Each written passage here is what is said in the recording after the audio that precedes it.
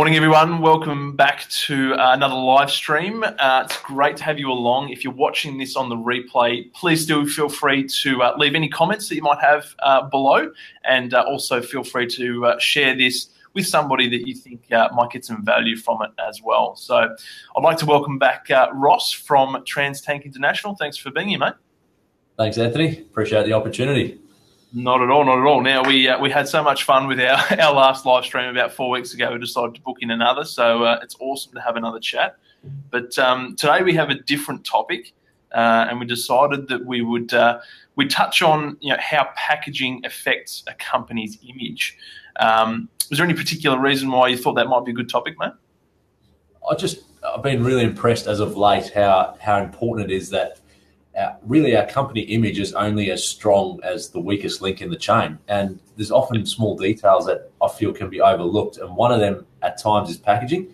Having been on the receiving end of goods that haven't been packaged well, you put your mind in that company's shoes and you say, well, I had a great experience on the phone. I had a great experience doing this transaction. But when the physical thing arrived, if another few minutes thought had been put into how it was packaged, it would have just finished the transaction so well. So that's really what got me thinking about it, Anthony.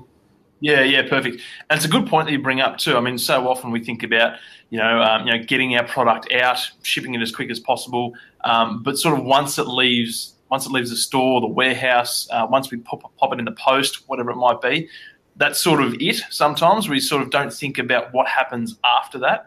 What happens in transit, the first impression that the customer gets when that package arrives. So pretty important topic, something we don't think about a lot, but as you mentioned, it can have pretty big impacts on our brand. So was there any points that you thought you might like to bring up with just in relation to that, or what you guys might do at Trans Tank?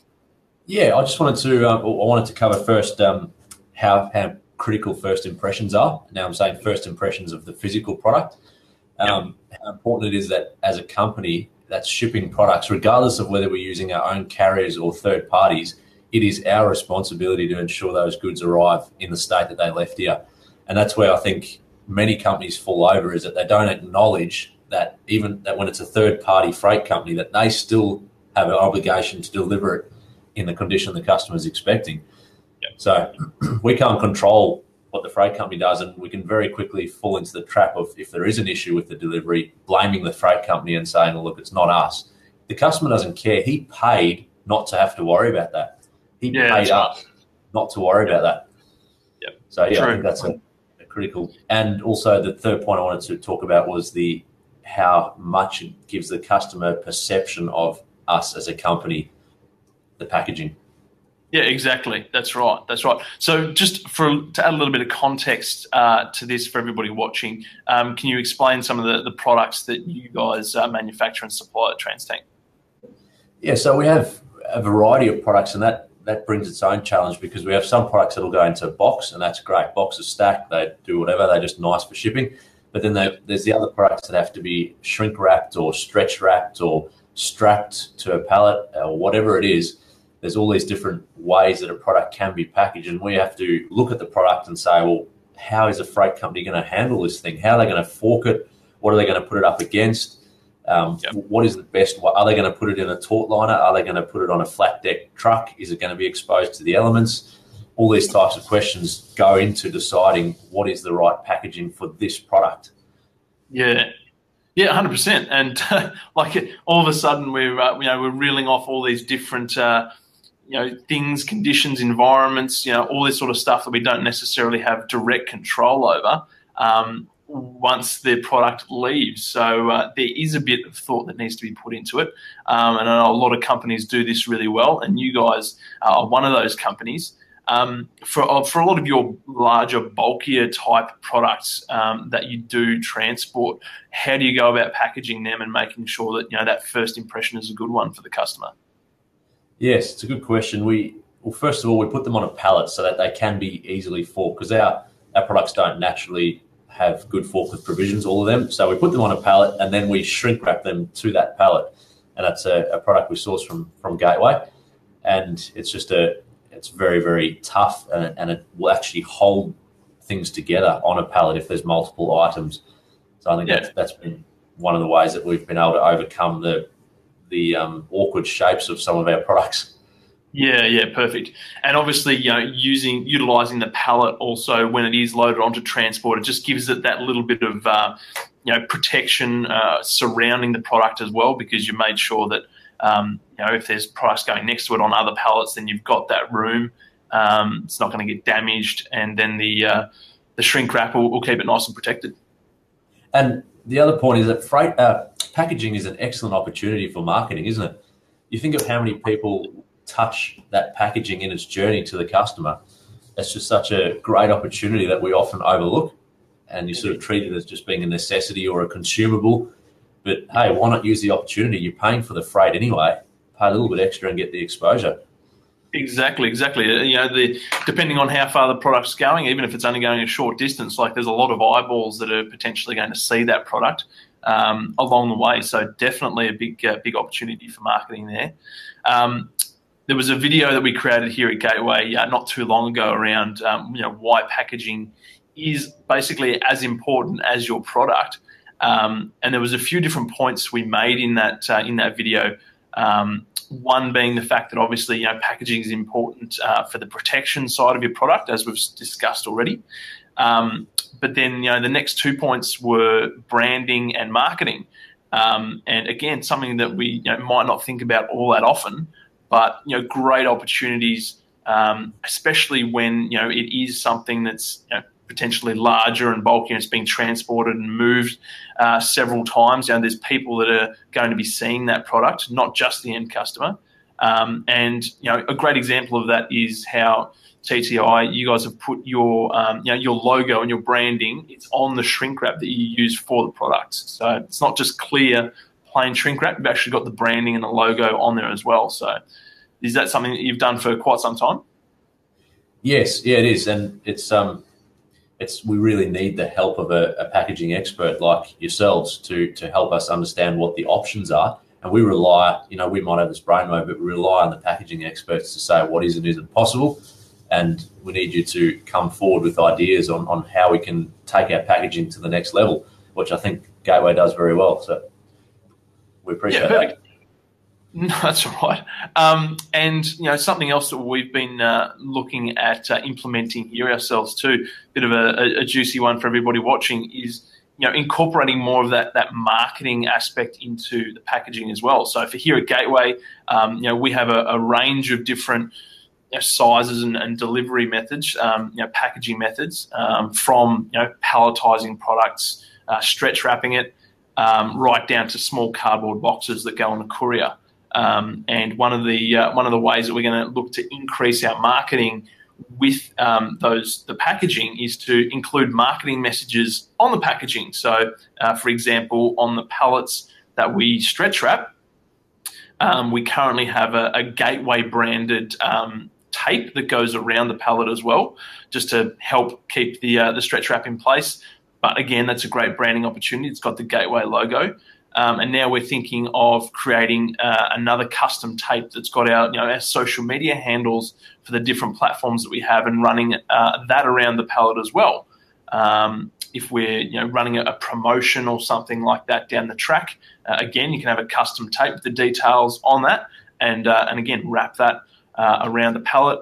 It's also perfect for the cardboard cartons that we send out too. So just another little idea we had there. Yeah, that's excellent. And is there any new sort of exciting things coming into this type of packaging that you haven't mentioned already? Yeah, look, I mean, there's so many different things that are constantly being worked on in the packaging space. Lots of innovation and stuff like that. It's just a matter of which stuff becomes commercially available, commercially adopted. But some of the big things that we're seeing at the moment, some of the big trends is in co-creation between packaging. So types of collaborations between different businesses and brands in packaging. Some examples of things that are already sort of out in the market are soft drinks and beers, beverages especially, even food packaging as well. Now you're starting to see different collaborations and brands working on packaging together. And basically just amplifying their marketing message, amplifying their brand awareness. So that's a pretty cool innovation that's happening. Another one that maybe hasn't kicked off quite as much, but it's sort of making a comeback now as the old QR code. And that's being used a fair bit more on packaging as well these days. It's just an easy way to connect your packaging and the consumer with whatever it might be, just simply using your smartphone, scanning the QR code, and then being taken to a landing page or a website or wherever it might be. So there's plenty of opportunities in that space too. Have you ever used one of those QR codes on a piece of packaging? Interesting you ask that. We've just started doing it on some of our backing cards for products and things like that. Yeah, perfect. I agree. It's a good opportunity and something we hadn't thought of till just recently. I mean, you often print your web address on something, but just taking that extra step of putting a QR code encourages that interactivity straight away. Yeah, that's good. Yeah. Perfect. It's perfect. Another pretty cool example I've seen is in color changing inks or heat affected inks in packaging. A good example of this is Tim Tam or Arnott's have brought out a pack of Tim Tams that changes the actual packaging itself changes when it's exposed to heat and cold. They call it a thermochromic ink, and again, it's just all these types of innovations are ways to make brands stand out more. Especially well-established brands that have had products in the marketplace for a long time. What can they do to make that product pop when it's on the shelf again? What can they do to generate a bit of buzz around the product? So that's what most of these companies are looking for. They're looking for that little edge, and some of these different types of innovations are really helping them achieve that. Yeah, interesting. No, it's certainly a space that there's a lot happening in. There is, and again, it's just a great way of as a business owner thinking about what can we do to make our branding and our packaging stand out more. But one of the biggest things we've mentioned today is sort of that first impression with the customer. And an example that keeps popping to mind for me is in Apple's products and their packaging. It's very it's made to feel very sophisticated and adds another layer of quality to the product. As you mentioned, it's when that product arrives to the customer, it wants to look good, it needs to be well protected, and just have a great first impression. So Apple's definitely one of the brands that stands out for me. Do you have anybody in mind? Yeah, well, I was just thinking on that point that, as we said at the start, the impression our customer is left with is only as good as the last impression they got. So they may have had a great experience, but we've got to really look at each one of those touch points and say which one is potentially going to leave the wrong taste in our customer's mouth. Yep. And that's exactly why packaging is so important in that whole thought process, is to give it the right amount of focus, because it is a very, very significant touch point. It's the first time your customer gets to actually correlate your promise with your actual delivery. So you've promised the world, and as salesmen, we all promise the world, but this is when the rubber hits the road, when they physically get that thing in their hands. And that's the first time that they can make use of it. We've got to remember they've been through this whole buying journey, and they finally made the big decision to go with us. And now this is the proof of whether we're going to live up to everything that we've said we're going to. That's why I think it's such an important topic. Yeah, 100% agree. 100% agree. Are there any examples that come to mind that you might have seen lately that wow, that's great packaging, or that's a great idea? Anything off the top of your head? That's an interesting question. The electronics space do it very well, don't they? All the new electronic gadgets. So, often the package is 10 times the size of the physical product, just to give you the wow factor. Yeah, I agree. Little things like I got a delivery recently where the label, the actual shipping label, was stuck on SKU, and this isn't exactly a packaging fault, but it's related. Just showing that we go that little bit, put that little bit of extra attention into actually putting our labels on our products, put them square. That conveys how much we care. I just think those small details add up to big impacts. Yeah, I agree. And again, like as you mentioned, it's when that product does arrive to the customer, like, there's that anticipation, like, we've all experienced, waiting for something to arrive in the post. And, when it does arrive, you've got that anticipation, you're keen to get that package, to get that product in your hands. And if it does arrive damaged, then that's has a massive impact on your brand. Again, some of us know, we've had things arrive damaged in the post and they've had to be returned. And again, like, it's something that we don't think about all the time, but that does have a negative impact on your brand in that person's mind. And if it happens too often, we know what can happen with word of mouth, and it's something that we need to think of. So very important. Yeah, and I'm a believer in in protecting the environment, but don't go shipping products out in a box that's already been used for 5 consignments prior. One from your supplier, and then you've ripped their label off and you've chucked your own little product in and then taped it up and stuck your label over their label, and that's just, to me, that's just a no-go zone. No, true, and that just encompasses everything that we're talking about here today. And especially these days when there is so much environmentally friendly and sustainable packaging out there. There's recycled cardboard, there's biodegradable products.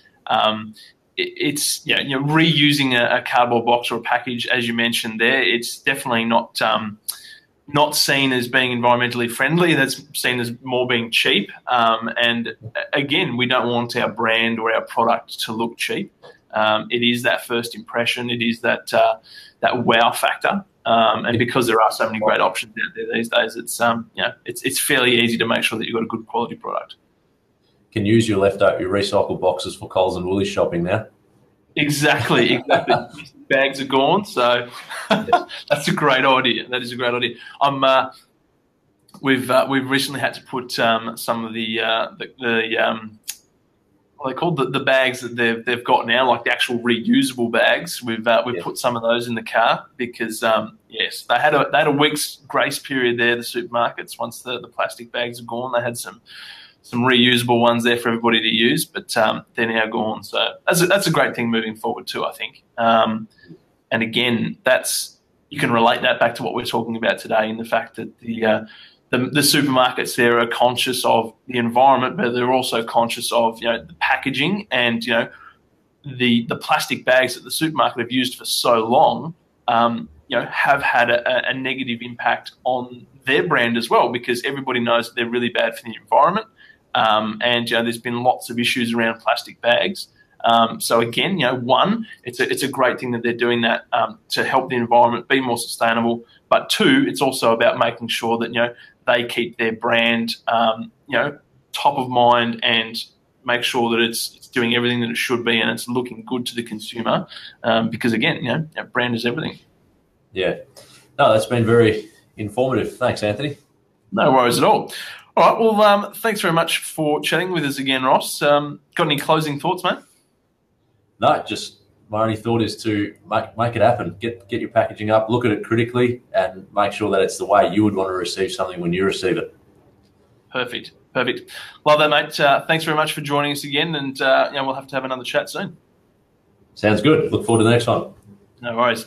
Thanks, everybody, for watching. Hope you enjoyed this chat between Ross from TransTank International and myself. As I mentioned at the start, please feel free to leave any comments that you might have in the comments below, or let us know what you're doing in the packaging space and how you're making a good impression with your customer.